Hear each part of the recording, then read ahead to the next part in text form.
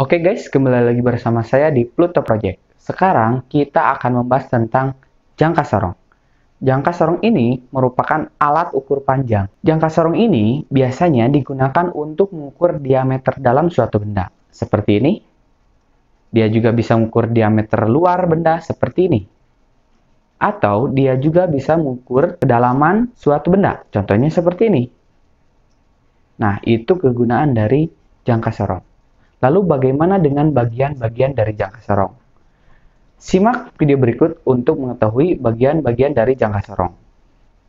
Nah, berikut ini bagian-bagian dari jangka sorong. Yang pertama, itu ada yang namanya rahang tetap. Nah, ini rahang tetap. Ini dinamakan rahang tetap atas, karena posisinya di atas. Dan ini rahang tetap bawah, karena posisinya di bawah. Kenapa disebut rahang tetap? Karena posisi rahang ini, dia tetap atau tidak bergerak. Gitu. Kebalikannya, ada juga yang namanya rahang sorong. Nah, ini yang dinamakan rahang sorong. Ini dinamakan rahang sorong atas, yang ini dinamakan rahang sorong bawah. Lalu ada juga yang namanya skala utama. Nah, ini skala utama. Ini ya, ini skala utama. Lalu ada juga skala nonius. Nah, skala nonius itu yang ini. Tuh, yang di bawah ya. Lalu ada juga yang namanya tangkai ukur kedalaman. Nah, ini tangkai ukur kedalaman. Nah, itu bagian-bagian dari jangka sorong. Lalu, bagaimana dengan cara penggunaan dari jangka sorong ini? Simak video berikut ini. Nah, berikut ini cara penggunaan dari jangka sorong ini. Yang pertama digunakan untuk mengukur diameter dalam suatu benda.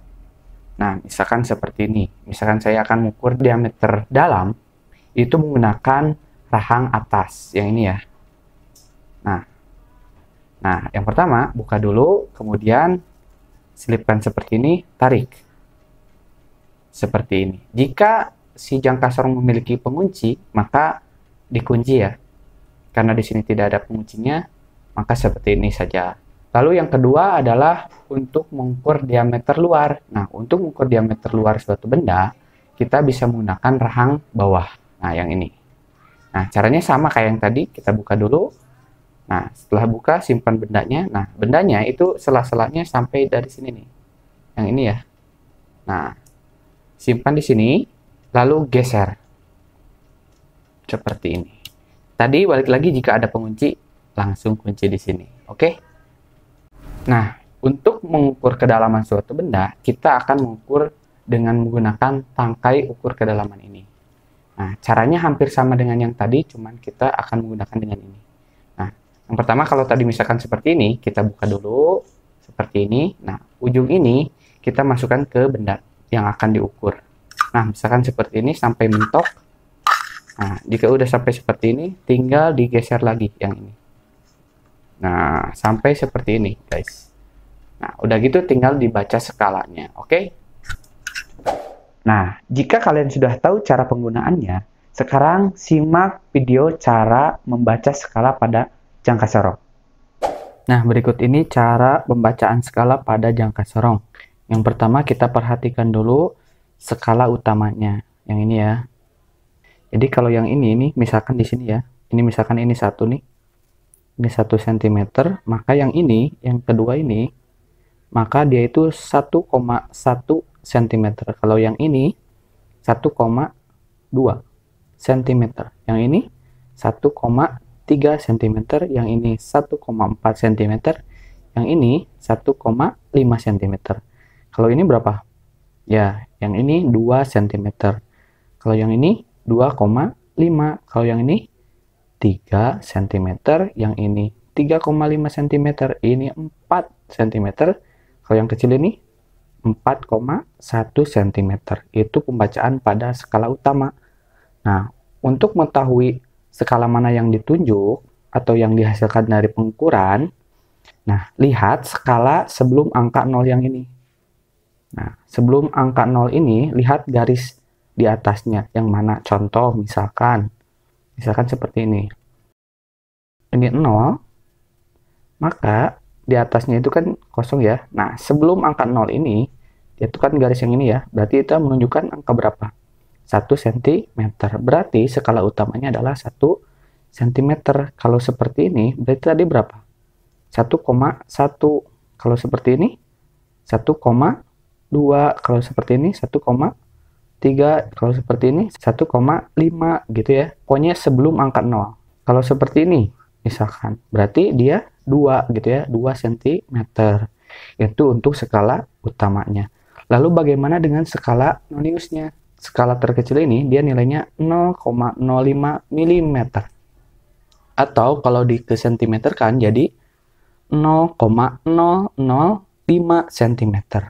Berarti kalau di sini 0, ini nilainya berapa? 0,005 cm. Kalau ini 0,01 cm.